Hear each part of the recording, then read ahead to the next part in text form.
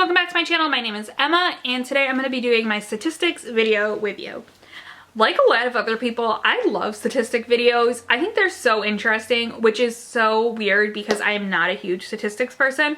But this year I used a Google Docs that was made by the Hardback Hoarder and I absolutely loved the layout of this. I'm hoping that maybe she's going to make a new one this year. I don't watch her channel enough to know, but I'm really hoping that she does. But I am going to link her down below for anyone that's interested. I'm going to put a timestamp right here because at the end of the video, I'm just going to list all the books that I read this year. So I'm going to put a timestamp because I know that I'm going to have that in the title and that's what some people would rather watch. But before that, I am going to go over my statistics for the year. I'm going to be totally frankly honest with you guys that I am not super proud of my statistics this year. Before this year, I had never really paid that much attention to, hold on, Amazon's outside my house. I'm trying to see if they're delivering to me or not. I have one Christmas gift, and it's someone that this is after Christmas, but I have one Christmas gift that still has not arrived for somebody, and I'm just like sitting here waiting for it to arrive, and they told me it's not going to come till after New Year's, but I got a shipping notification, so this could potentially be it. That would be kind of cool. But anyways, I'm not super proud of my statistics. Before this year, I hadn't really paid attention to what I was reading when it came to diversity. And after I started keeping these statistics, I realized that I wasn't reading diversely. So I tried to make a more conscious effort, but I'm not perfect. My goals moving into 2021 is to be better about reading more diversely, but I'm not super proud of my reading this year. My statistics anyways. For pages read, I read 7,951 pages and listened to 124 minutes of audio, which came out to 39 books total. For months read, I am going to try to do it where like the bar graph is like split by audio versus physical, because I think that's kind of an interesting statistic that isn't pulled in here but is pulled into the monthly one. But I read, the highest reading month for me was October with 7 books read in October, although I think the majority of them are audio, which is why I want to do that divider of it, with my lowest reading month being August, where I did not finish a book, and it was bookended by July and September where I only read 1 book. And part of it is that there's a mouse in my house this summer and I'm terrified of mice. And I didn't want to have my light on at night because I was convinced the mouse would come into my room and I would see it and I'm, oh my god, they freak me out and I'm a drama queen about it. So I didn't read for August because I would turn off my light almost as soon as I got into my bed. When it came to the formats that I read, 65% of what I read were were physical books, while 34% were audiobooks.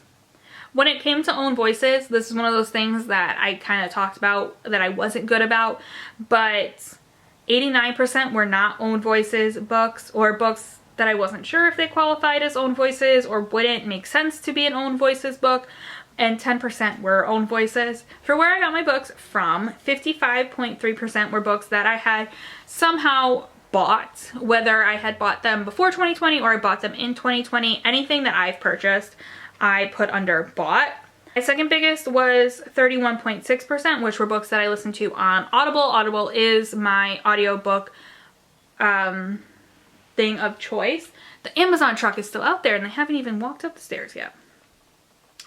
The next highest would be 7%, which were books that I read out of the library, and then the lowest amount were 5%, which were books that I got from Book of the Month. It was 2.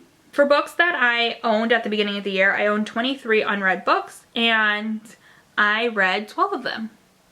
Oh no, I read 11 of them. I have 12 left over. And that came out to 47.83% of my reading were owned books. When it came to the intended audience, the majority of what I read were YA books. That does not surprise me. 16 out of the 39 books I read, or 42%, were YA.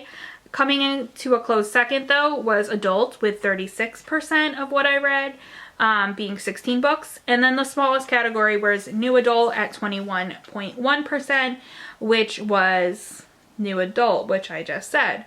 I did kind of track author identity. This tracking sheet did have that. It offered agender, bigender, cisgender, gender fluid, genderqueer, intersex, transgender, and unknown.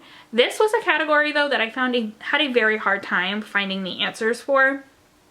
So from what I found, 89.5% of the authors I read were cisgender, but I'm not 100% sure how accurate that is because that can be hard information to find. And LGBTQ is a very fluid, and gender is fluid. So like I'm not 100% sure how accurate that statistic is, but I did continue to track it throughout the year because it was on this sheet.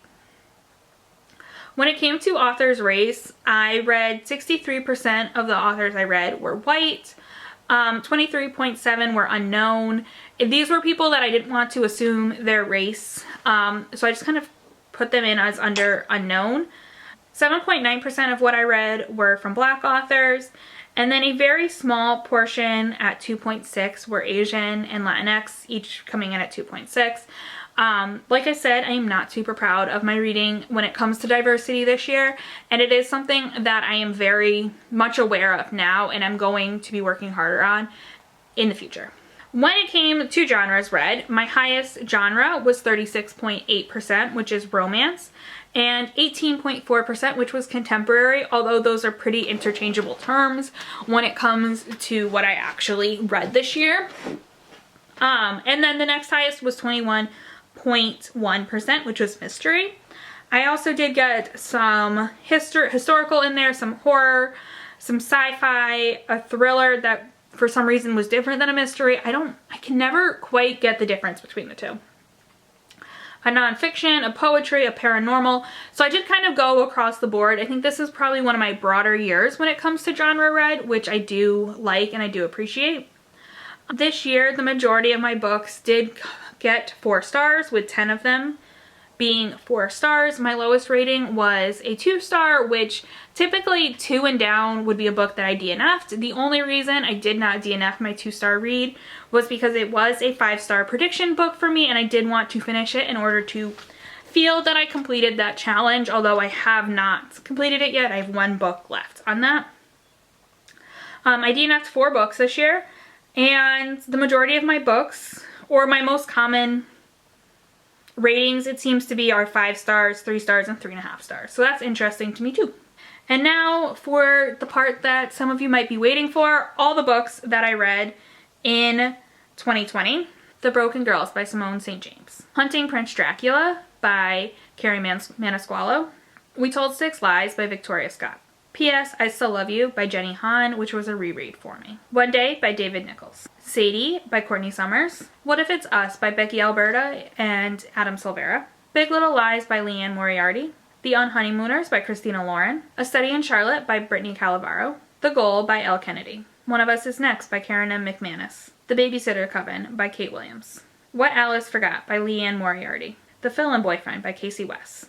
Michigan vs. the Boys by Carrie S. Allen. An Unwanted Guest by Sherry Lapina. How to Hang a Witch by Adriana Mather. Landline by Rainbow Rowell. The Rural Diaries. What Moving to Mischief Farms Taught Me About What Really Matters in Life and Making Dandelion Wine by Hilary Burton Morgan.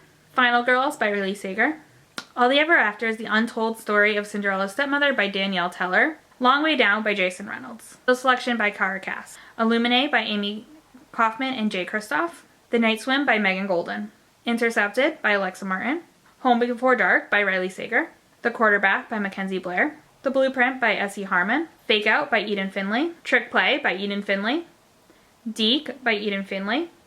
Blindsided by Eden Finley. Red, White, and Royal Blue by Casey McQuiston. 99 Days by Katie Contugo. Fumbled by Alexa Martin.